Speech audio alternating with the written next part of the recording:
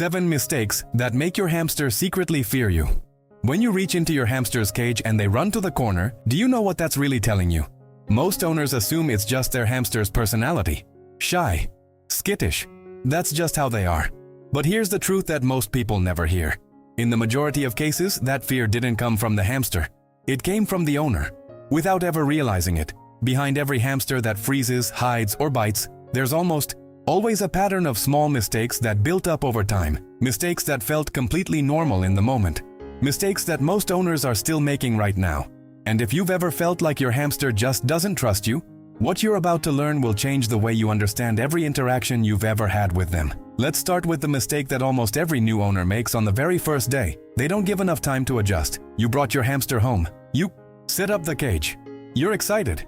And within hours, maybe even minutes, you're reaching in to hold them. It feels natural. It feels harmless. But from your hamster's perspective, everything in their world just changed at once. The smells are different. The sounds are different. The space is different. And now a giant hand is coming toward them from above.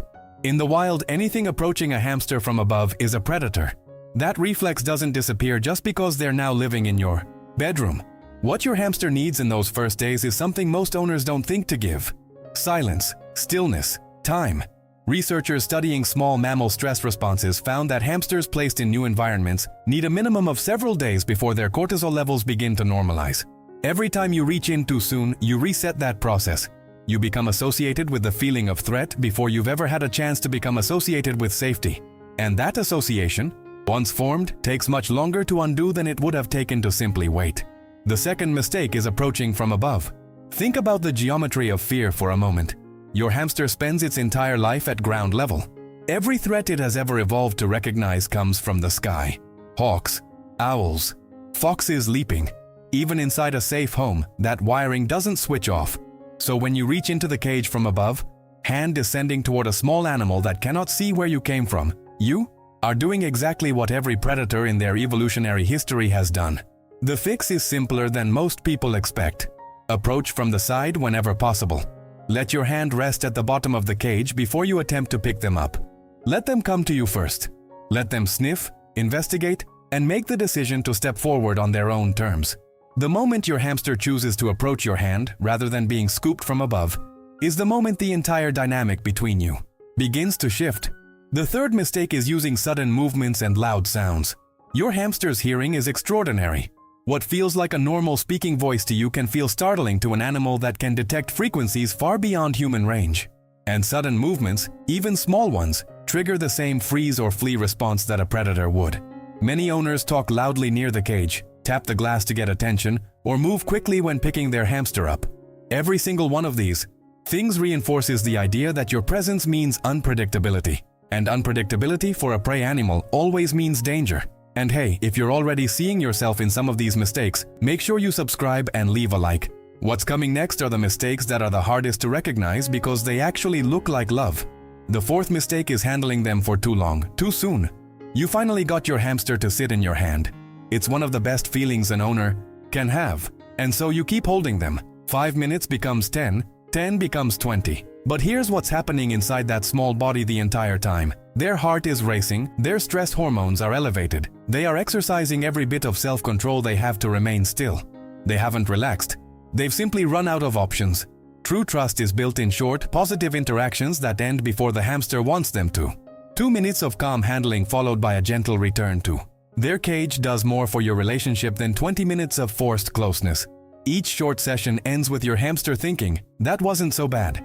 Each overly long session ends with them thinking, "I need to escape." Over weeks and months, those endings are what shape how your hamster feels about you.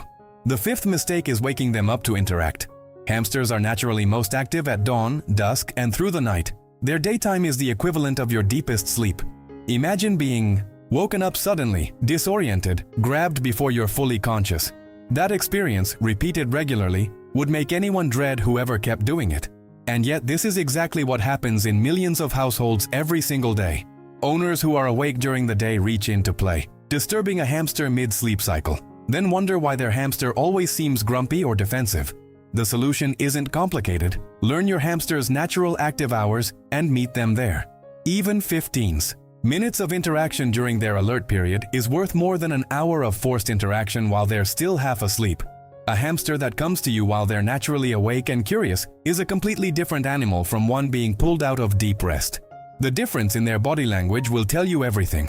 The sixth mistake is misreading their body language. Your hamster is talking to you constantly. Ears flat against the head means fear or aggression. Teeth chattering is a clear warning. A hamster standing on its hind legs isn't being cute. It's feeling threatened and trying to make itself look larger. Freezing completely isn't calm. It's the prey animal response of playing dead to avoid being noticed. Most owners misread all of these signals and keep approaching, keep handling, keep interacting when every signal the hamster is sending says stop. Each time you push past those signals, you teach your hamster that their communication doesn't work. And an animal that believes its signals are ignored will eventually stop sending warnings and go straight to biting. Not because they're mean, because they've run out of other ways to be heard. The seventh mistake is inconsistency. Hamsters are creatures of pattern. Their sense of safety is built almost entirely on predictability. When the same hand appears at the same time, moves in the same calm way, and brings the same positive experience, trust accumulates quietly and steadily over time. But when interactions are unpredictable, sometimes gentle, sometimes rushed, sometimes in the morning, sometimes at night, sometimes accompanied by loud sounds, sometimes not, your hamster cannot build a stable picture of who you are. And without that stable picture, they default to their oldest instinct. Treat the unknown as a threat. Consistency doesn't mean rigidity. It means showing up the same way enough times that your hamster can predict you. And a hamster that can predict you is a hamster that can begin to trust you. Here's what all 7 of these mistakes have in common. None of them come from cruelty. Every single one comes from not knowing, from loving an animal without yet understanding how that animal experiences love. The owners who make these mistakes aren't bad owners. They're owners who haven't yet learned to see the world from 6 centimeters off the ground, through the eyes of an animal whose entire existence depends on reading danger correctly. But now you know. And that changes everything. Because the opposite of every mistake on this list is available to you starting today. Patience instead of rushing. Low approaches instead of descending from above. Short sessions instead of long ones. Waking hours instead of sleep hours. Stillness instead of sudden movement. Reading signals instead of ignoring them. And consistency instead of unpredictability. Your hamster hasn't given up on you. They're still watching, still gathering information, still deciding whether you're safe. And every interaction from this point forward is a chance to give them a different answer than the one they've been getting. Give them enough of those moments, and one day, without any fanfare, they'll stop running to the corner when your hand appears. They'll simply stay where they are.